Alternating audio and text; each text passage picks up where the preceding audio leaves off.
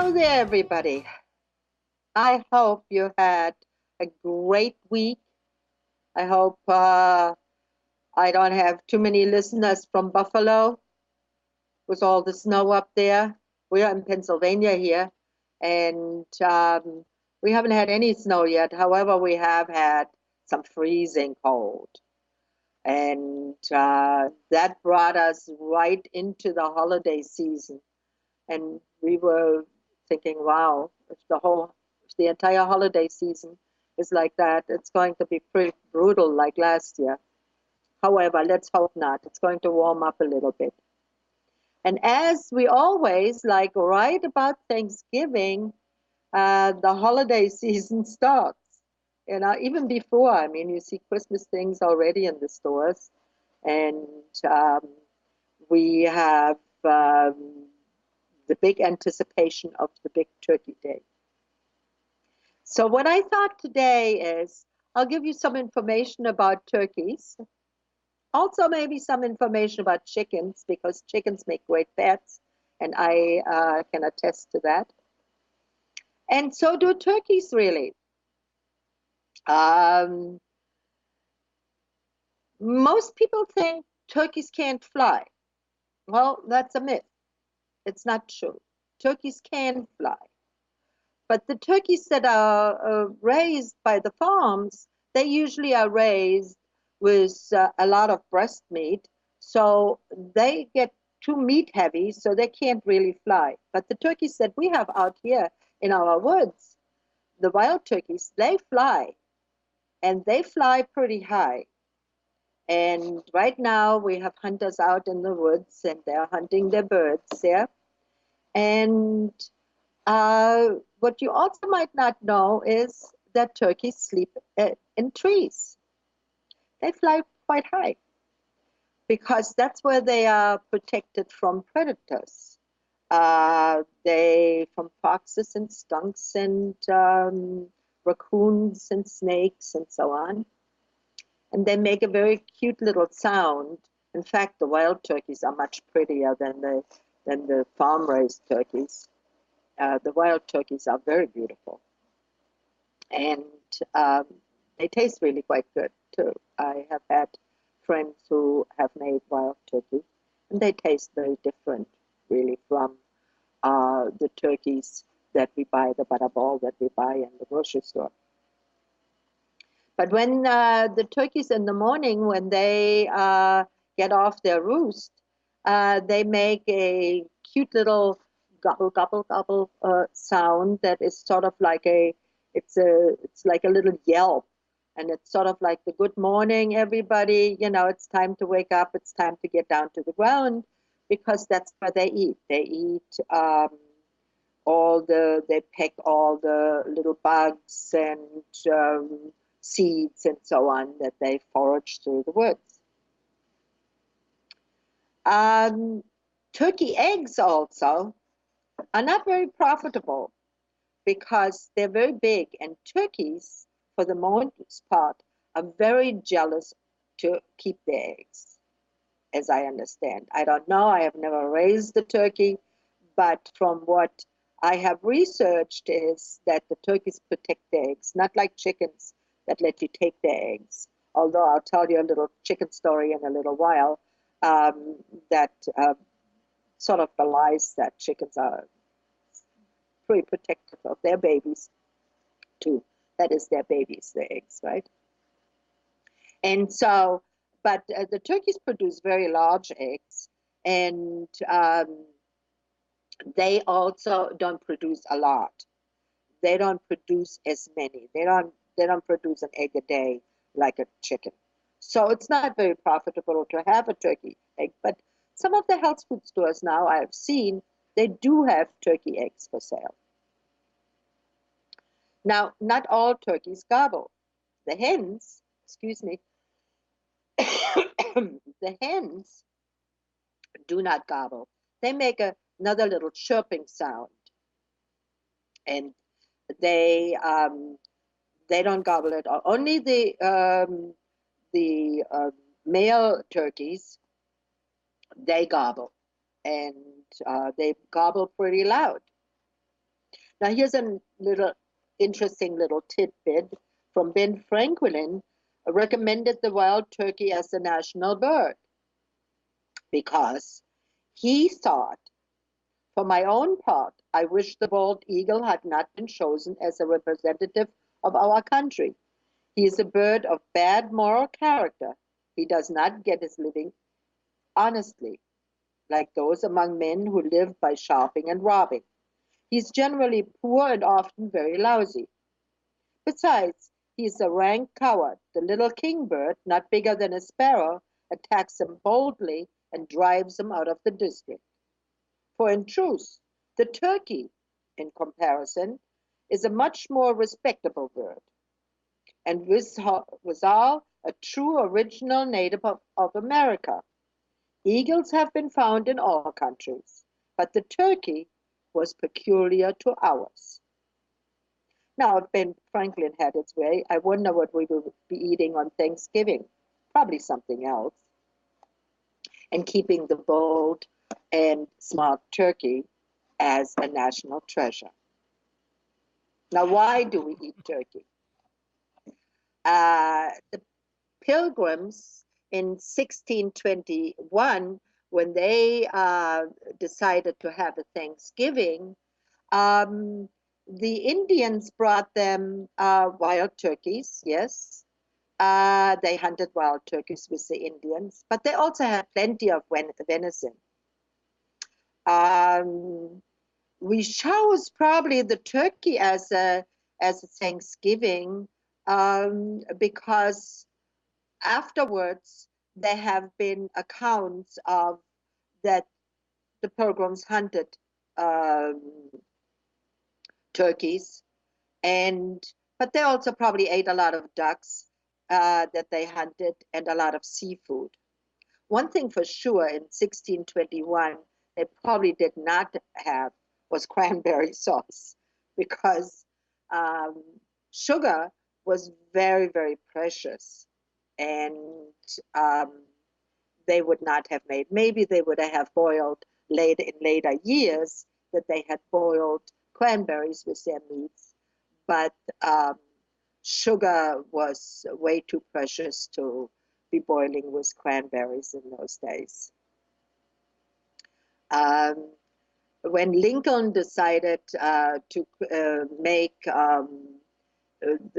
the Thanksgiving a national holiday, uh, then it became popular um, to have a turkey for a holiday. But if you have something else for your holiday meal, that is definitely not wrong because the pilgrims ate a variety of food on that Thanksgiving day. As I said, seafood very likely, and lobster, and ducks, and plenty of venison. Venison was the fare in those days on meat because cows were way too, because cows you would milk, chickens you got eggs from, and that was not, and there was more of to chickens reproduce themselves more often. So it wasn't really that special. But to hunt a turkey, you had to be pretty smart because, like I said, they're roosted in trees and they are pretty crafty animals. So it's not so easy to hunt a turkey. So it is a special thing to have a turkey for Thanksgiving. Now, let's talk about where turkeys really are. They link the turkeys really to the T-Rex dinosaur. Um, they think because turkeys will eat also meat. They will eat meat just like chickens will.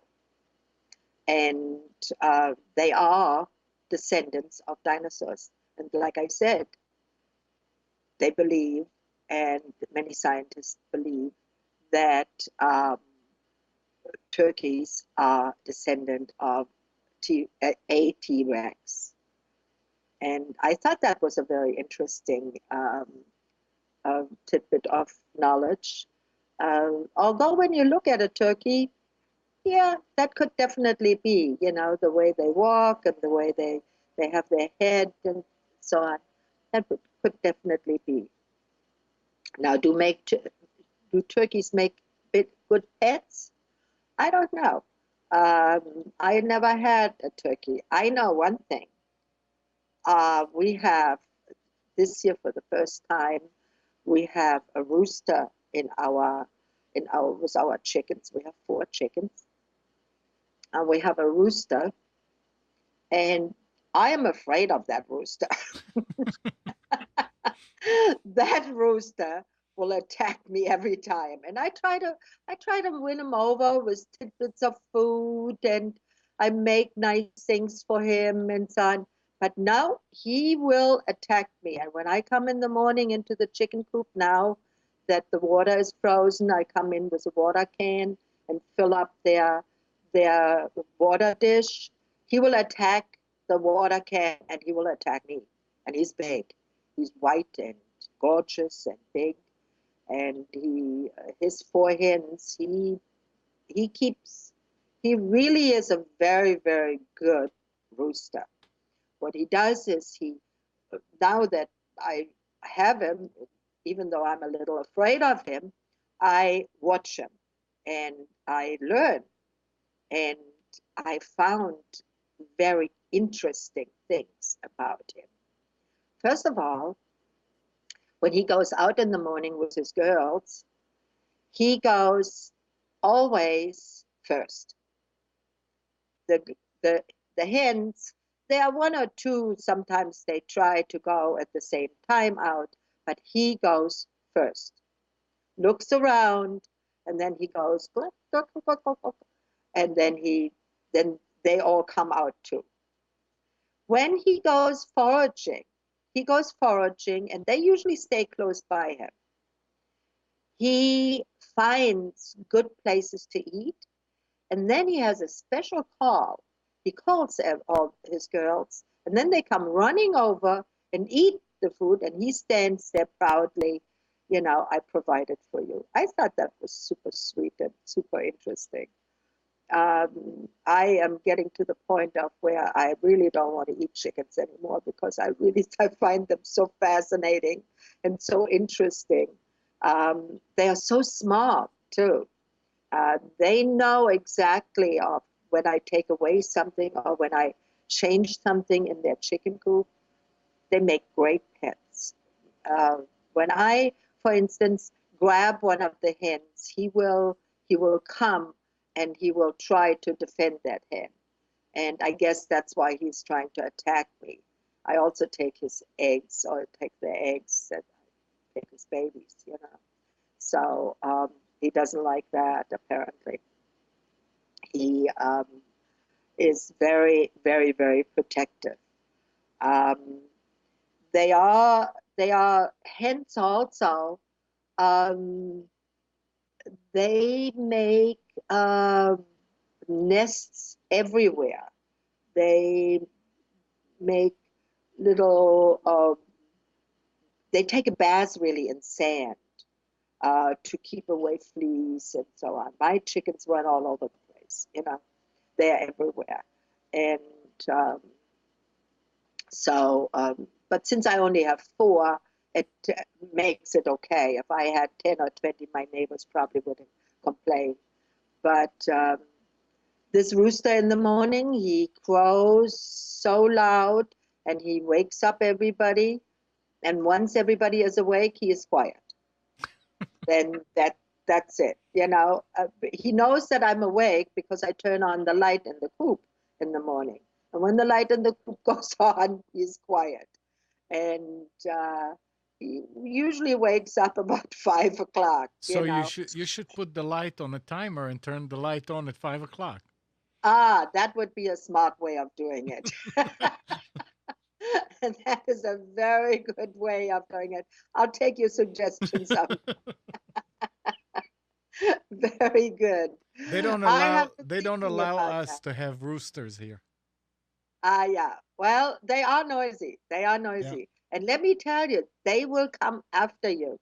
I mean, that rooster has attacked me from behind when I was walking and I thought he was on the back of me, and all of a sudden he attacked me. And I thought, wow, you little, now I have enforcer, a stick that I carry with me, and I Mhm. flop my arms like this. And then I guess he thinks I'm a bigger rooster and he stays away. But it's really interesting of watching these animals. I wonder how many of our listeners do have, you know, chickens or even turkeys as pets. I would love to hear from you guys, and please call in, tell Uh, us the there is stories. there is a question, but it's not about turkeys. Okay, Can dogs get salmonella poisoning from raw meat? yes, they can, but then you can too. So it's not the question of the raw meat, it's the question of, is the meat tainted?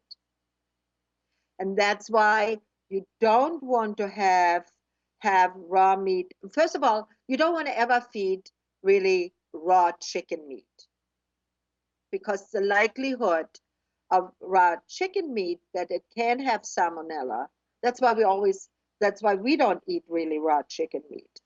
We cook it. Now beef, not so much. Then it has to be really tainted. It has to really been in contact with salmonella or so on. But raw chicken meat, I would not feed. In fact, talking about dogs and cats, I'm going to have on my website, mylife-mywill.net, I will have some recipes, some holiday recipes for you guys to make for your pets, as a gift for the holidays. Oh, I thought you were going to say turkey recipes. No, there's no turkey involved in that, in those. No, there's no turkey. And I think that maybe everybody is done with the turkey. I mean, you know, I love, I'm German. Did not have turkeys in Germany, and we didn't know about Thanksgiving. We do have a holiday in the fall that is like a Thanksgiving, but nothing like America has. Everything that America has on holidays is over the top. So. Um, but what we would eat for the holidays in Europe is goose. And I really, to tell you the truth, I love goose, but it is very fatty, or it can be very fatty. So it's not really you can eat that once a year. But then again, turkey, we don't eat that much more either. Now, talking about dogs and cats, of what for turkey, and for Thanksgiving, I've seen many people give the skins and the fatty parts, the parts that we don't really want to eat, to the animals. Not a good idea. Not a good idea. They can easily get diarrhea from that. So don't do that. And all of the seasoning is usually in the skin. So you don't want to give that to your Hmm. pets, cats or dogs. Even though I know they love it. I mean, ours do too. Be very careful of the bones. Do not put them in the garbage just because, and then put them into a plastic bag, and wait. They usually go somewhere sitting where the animals can get into it. Um, I have seen, even though my little dogs, my small dogs, I've seen them try to get into that garbage bag if they could smell chicken bones or so on in there. Not a not a good idea. Excuse me. So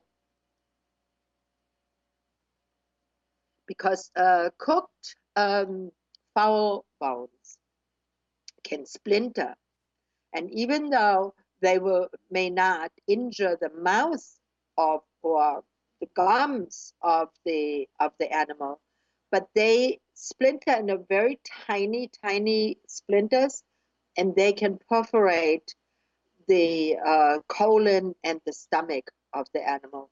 And if that happens, that's a death sentence. Most animals do not survive that. So be careful when you do that. But make them a little, a little meat. You can put some rice in there.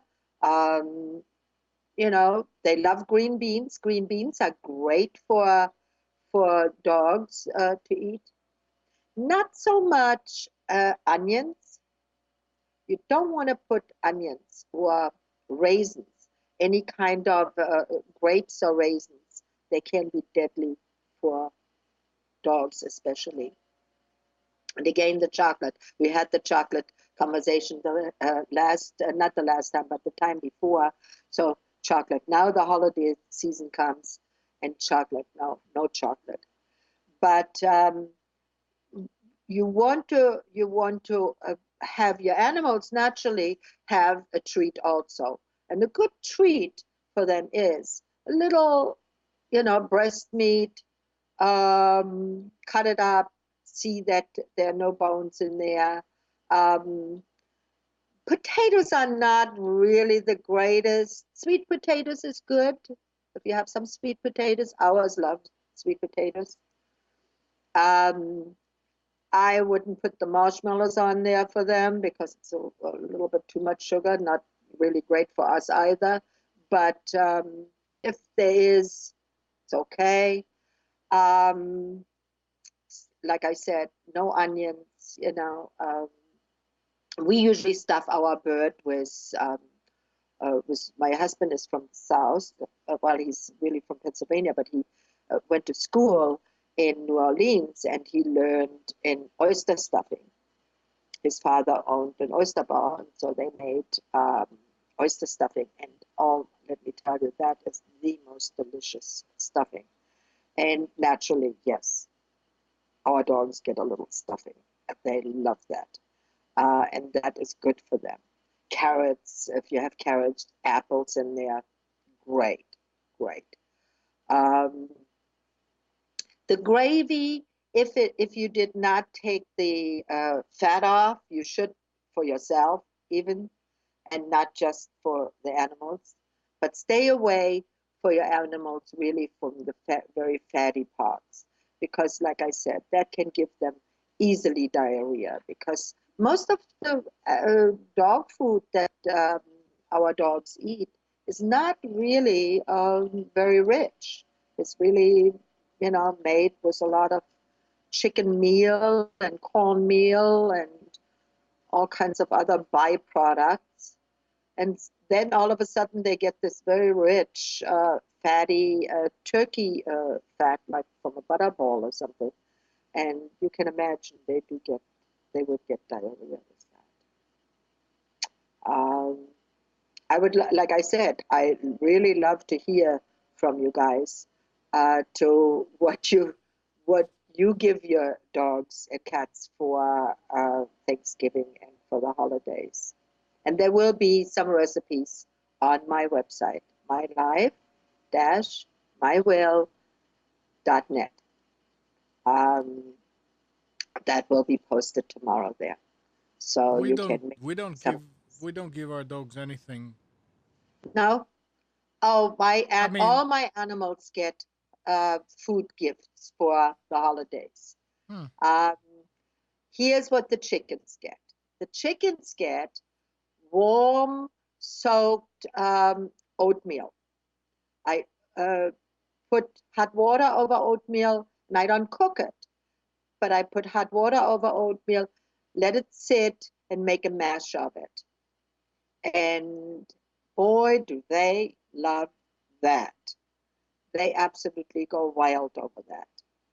My horses get um, carrots and apples in their food. Well, they get everyday carrots, but they don't get everyday apples. So only on holidays they get also apples, and I cut the apples up into either very small chunks or leave them whole that they can bite it off. If you have horses or if you have have any goats or sheep or whatever,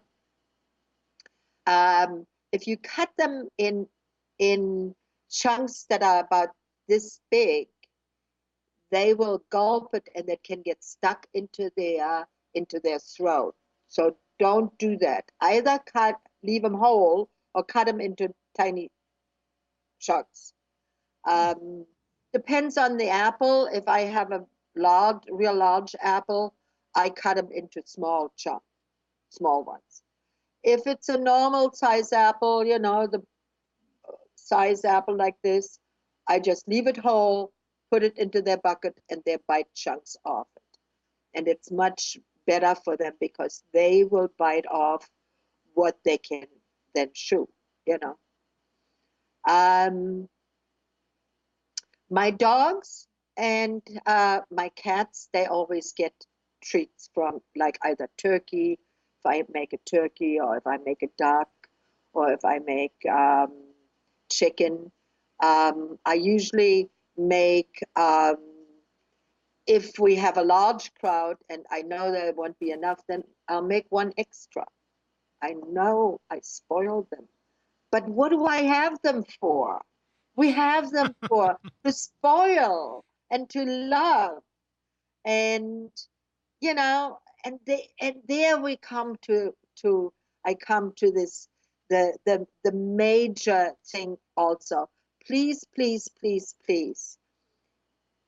Everybody who's listening tonight is concerned about their pets. That's why you're listening and you love your pets, whatever it is. If it's a chicken, if it's a turkey, is it a dog or cat or a bird or a pig or a snake or whatever.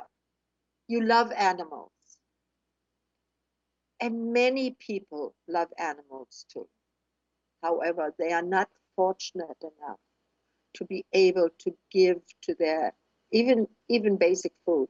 I used to run for about 3 years here a pet food pantry where I would collect pet food from businesses, from donations, and once a week I would sit with my van on the corner, and people knew that I would be there on Wednesdays from 3 o'clock to 5 o'clock, and I would hand out pet food to all those people that couldn't really afford to keep their pets or to spoil their pets. And I would always ask the people for the donations, I would always ask them for extra things, like bones and so on. And I would try to get the healthiest stuff that I could find for them. I can't afford to do that anymore time-wise, but please give to the food pantries.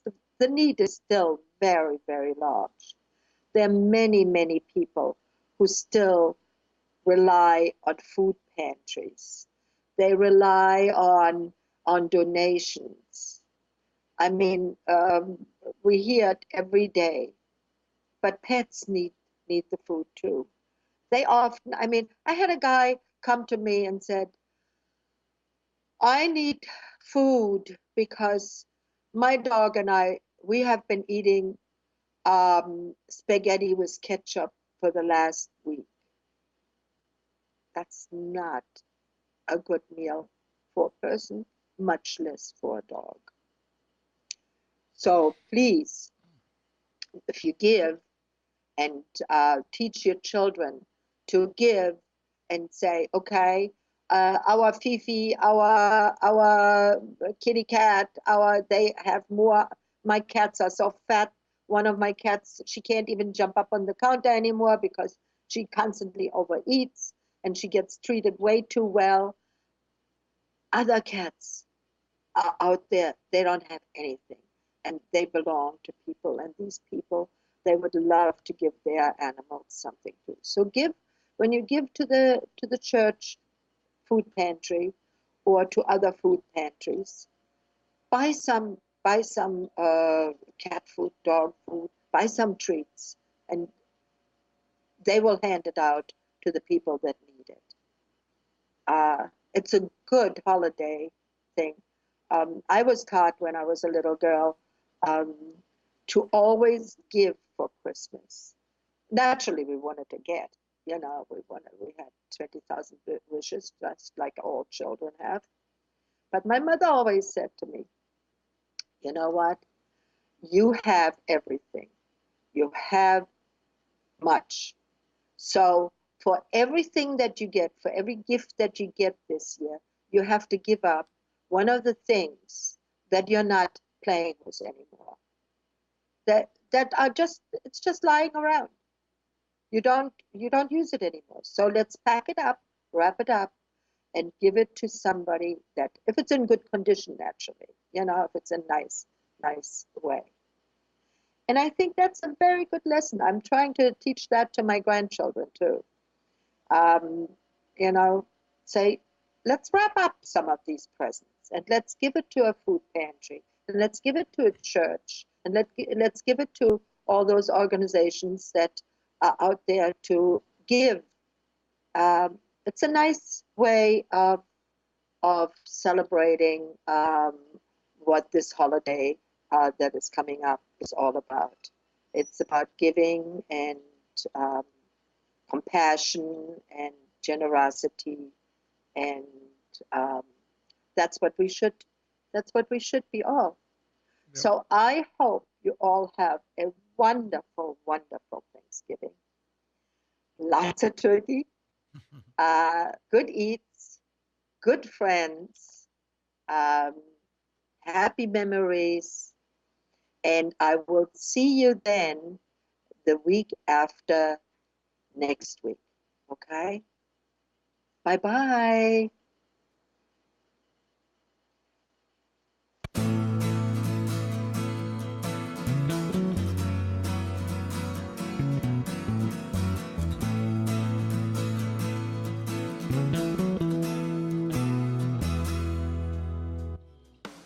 You are tuned to the Nissan Communications Network. Our weekly lineup of call-in programs includes Computers 2K Now with Amnon Nissan, Health In with Debbie Bruck, Breaking Free with Marilyn Shannon, Lessons of Vietnam with NCVVI members, The Tanya Love Show, Your Healthy Pet with Gisela DiCarlo. And if you tuned in too late, you can always watch each program in its entirety or download an MP3 audio file of it at www.nissancommunications.com. Sponsored by Atomus.com, makers of quality video recorders and converters for professionals, CarolinaApparel.com, and DeltaForce.net.